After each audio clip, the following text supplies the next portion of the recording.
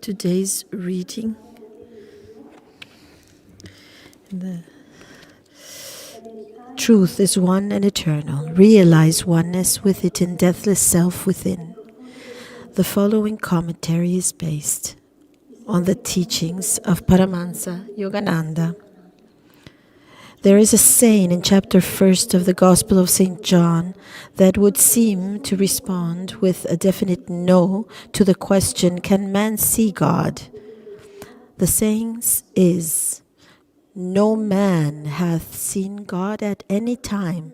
The only begotten Son, which is in the bosom of the Father, he hath declared him. Many saints, however, claim to have seen God. If we ask then, can God be seen, rather than can man see God, the answer is yes. Else those saints lied, and else the scriptures themselves lie. The point is, it is not man, this human body, these human eyes to see God. God can be seen only with spiritual vision, with the eyes of the soul. As the Bhagavad Gita puts in the 11th chapter, thou canst not see me with mortal eyes, therefore I give thee sight divine. Behold my supreme power of yoga. With these words, Hari, the exalted Lord of yoga, revealed himself to Arjuna in his infinite form. Paramahansa Yogananda, in the autobiography of a yogi, describes the supreme experience in words more readily comprehensible to modern minds than the poetic phraseology of the Bhagavad Gita. The chapter, An Experience in Cosmic Consciousness, is one of the most inspiring and beautiful in all mystical literature. An ocean joy broke up upon calm, endless shores of my soul. The Spirit of God, I realize, is exhaustless bliss. His body is countless tissues of light. I saw the divine dispersion of rays pour from an eternal source, blazing into galaxies transfigured with ineffable auras. Again and again I saw the creative beings condense into constellations, then resolved into sheets of transparent flame. By rhythmic reversion, sextillions worlds passed into diaphanous luster. Fire became firmament. I cognized the center of the Empyrean as a point of intuitive perception in my heart. Irradiating splendor issued from my nucleus to every part of the universal structure. The creative voice of God I heard, resounding as Om, the vibration of the cosmic motor. This, so great masters aver, is what God is, and this also, they insist, is what we are in our deepest reality. Thus, through Holy Scripture, God has spoken to mankind.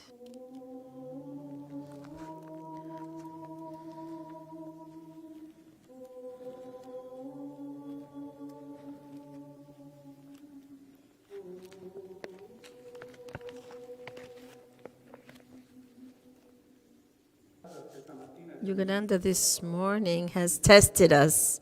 Look, hearing this scripture, can man see God? May the devotee see the ceremony of light without the computer on? We tried for a little bit. He was hoping that we could get in tune, but he realized that we were not ready. So he had us work with the computer downstairs. So this is how it works.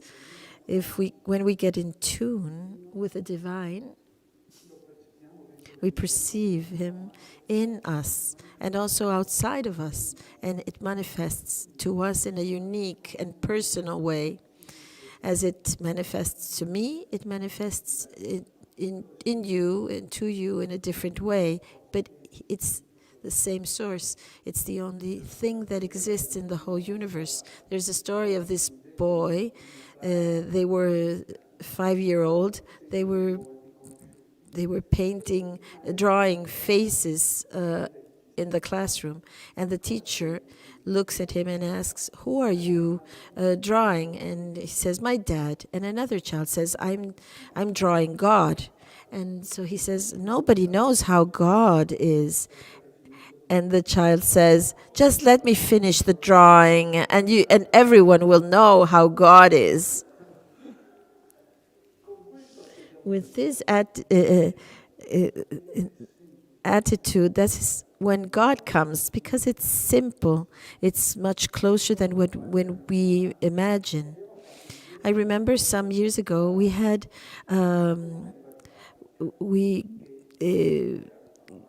had a meeting with the Comune of Valfabrica, and also this city got in relationship with Rishikesh. So the mayor of Rishikesh came to Valfabrica, and they had organized a nice table with a lot of food. They did not know that they were vegetarian, like most of Indian people are. But something happened when we arrived, because we were invited. We said, "If you wish, we have our cooks, and they are very good at cooking Indian food. So if you want, we could have an Indian dinner in honor to all of you, to celebrate this event of this relationship between these two cities." And they all were happy to eat in an ashram. And the mayor of Manoj, he said, "Everything is perfect. It seems that we are in Rishikesh. If we visualize the road that is right here in front of Ananda, and we imagine that it's the Ganges river, nothing is missing." And we were so happy to hear these beautiful words about our center and about our spirituality that follow the teachings of Paramahansa Yogananda. Then there was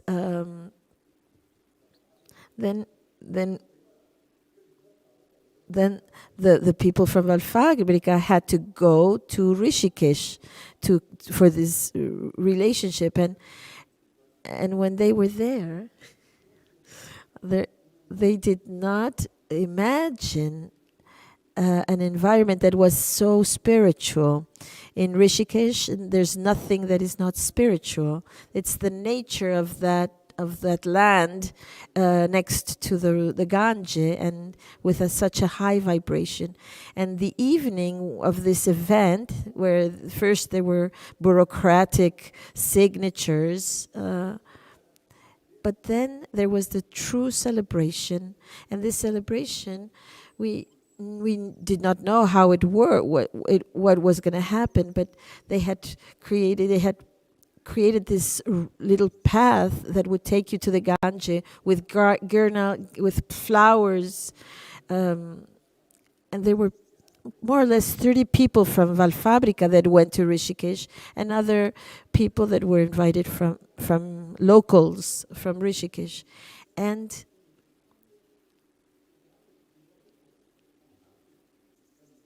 they gave the mayors these torches with a lot of candles, and the mayor of Rishikesh started doing an arati on the Ganges, and there were all these people singing and beautiful music.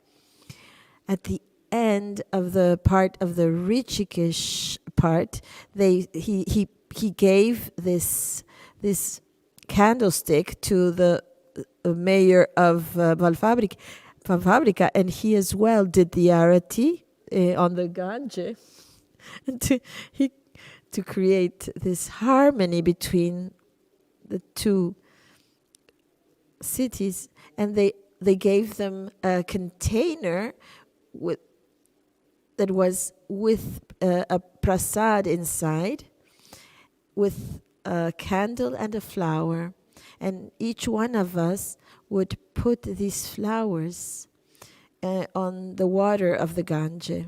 And the Ganges was taking down all of these candles and flowers down with in the water. And the mayor said, this is the true getting together of our two cities. The Ganges, the mother of humanity, Divine Mother, is blessing our unity, our relationship. And there were people that were so moved, even tears, because it was such a spiritual moment. This was many years ago, but I still, when I find these people from Valfabrica that were there, they tell me it was the most incredible experience I have ever lived in my life. I saw how spirituality can really be put into what we do every day. It was a beautiful, great experience. They perceived the presence of God, the presence of Divine Mother in this ceremony, sacred ceremony of being together. I am asking myself, and I meditate on Levi, that is Matthew, one of the apostles of Jesus, the disciples. He was a Republican. He would take the taxes, and then he would give these taxes to the Romans. When Jesus passed, he said, "Come with me." And he just stood up, left everything, and went with Jesus. What did he see? What did Levi see in that moment? And I try to, in my meditation, to many times I feel that someone comes to me and says, "Follow me," without any question. Would I be ready to do that, to leave everything and follow this person? I don't know. I think that this light, this strength, this sacred presence of this person, of Jesus, took away all the doubts, elevated Matthew to the highest reign, most subtle reign of divine presence. And he couldn't do anything else. He couldn't just do anything else than just leave his past and follow him. I think that when we meditate on these episodes, we get into that reality and we ask ourselves, how would I do this? How could I take care of my family or bring forward my life if I follow you and I leave everything? I think Matthew did not have this, did not doubt. And if he had a doubt, it was completely cancelled immediately, and he lived his life until the last moment in divine presence. Jesus brought this presence to his life. A similar story happened with Dr. Lewis when he went to listen to one of Master's first conferences in Boston. When Yogananda arrived to Boston, he started bringing out all the antique teachings of India in conferences. And Dr. Lewis went to see one of these conferences, and he said to Master, "When I read the Bible, many times we talk about this light, about this great light that arrives through everything that Jesus does. Can you tell me something about this?" And Yogananda said, "I see this light, and if you wish, I can help you see this light. And Dr. Lewis was so excited, and he was really, do you think I can see it as well? And Master said, yes, sit down. And he closed his eyes.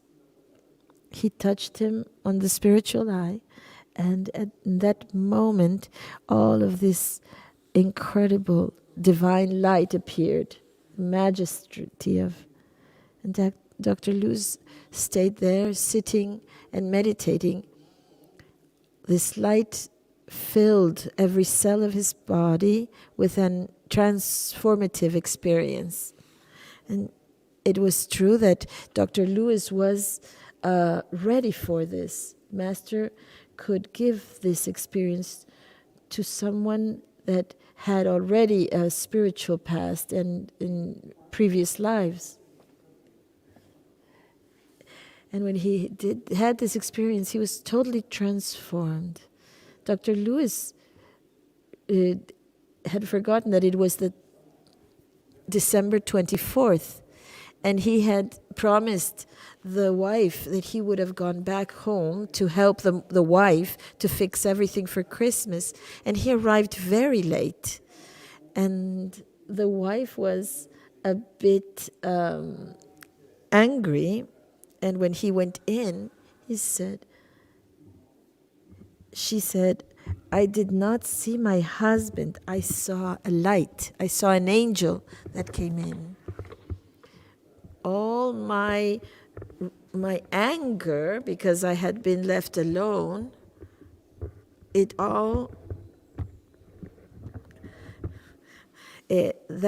I understood then that with my husband, life would not have been the same, because Swami Yogananda that he had encountered really would have transformed the life of the whole family.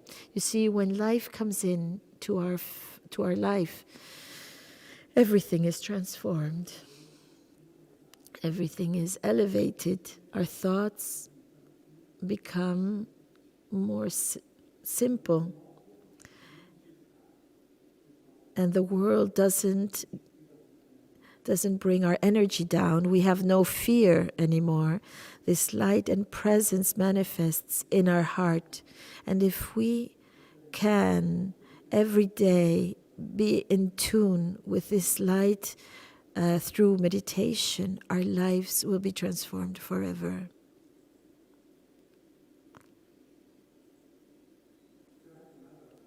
There's another story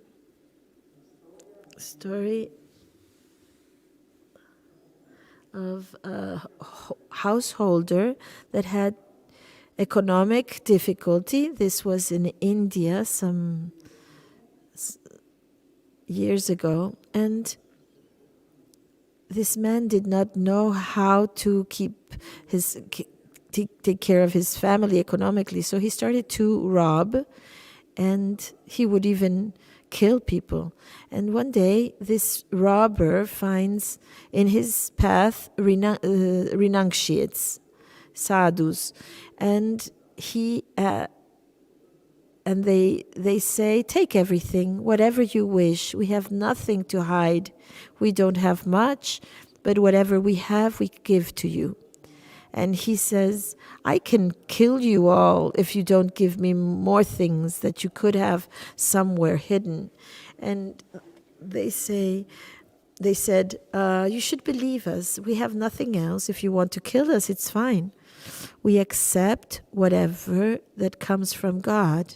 And if you are the reason why we should leave this life, it's fine for us. And he says nobody had ever spoken to him like this. And the renunciates say,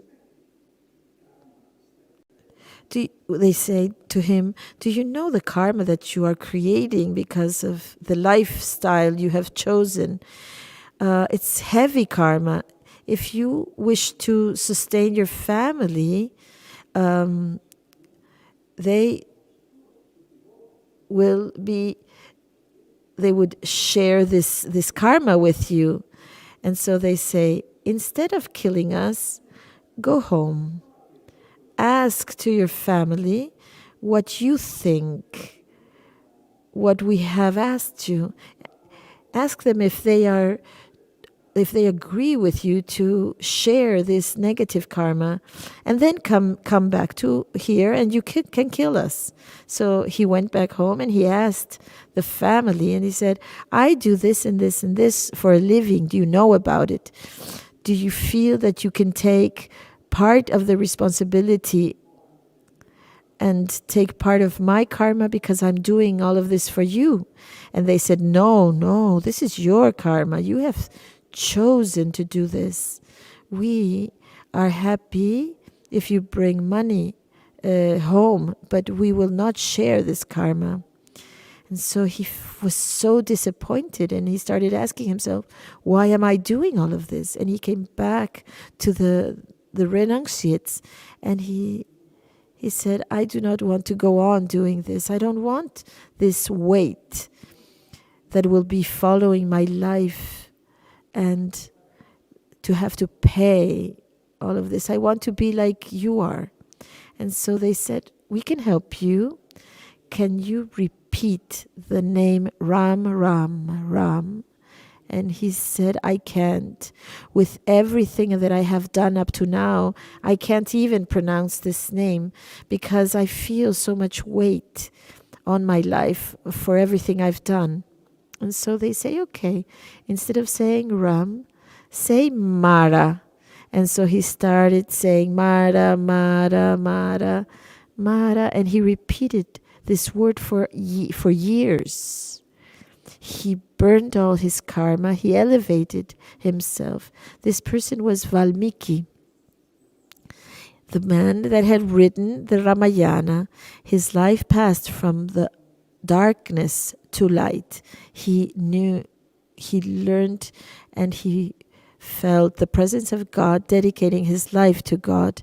And today, after thousands of years, together with the Mahabharata and the Bhagavad Gita, it's one of the most read books in the world, thanks to this experience of Valmiki.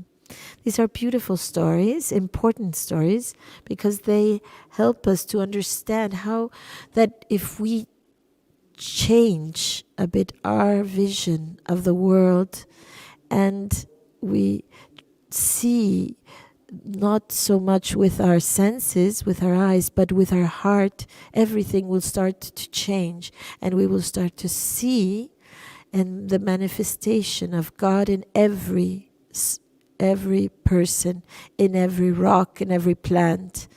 Behind is the reflection that will not hold its presence, and we will perceive this, and it will liberate us. Obviously, the tests in life come. Someone said the tests of life are like wood that start the flame of faith.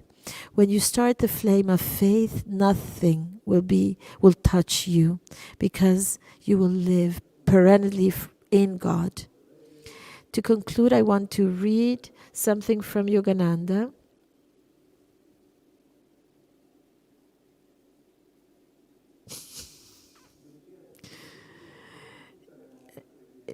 God listens to all our prayers, but not always responds. Our situation is that of a child that is calling to his mother, but the mother doesn't feel that she should go to him. She sends him a toy so he can just be calm. But when he decides that he does not want anything but the presence of the mother, then she has to come. If you will know God, you will have to be like that child that cries and implores the mom to come, and then God will manifest to you in that moment. Happy Sunday, and have a beautiful week.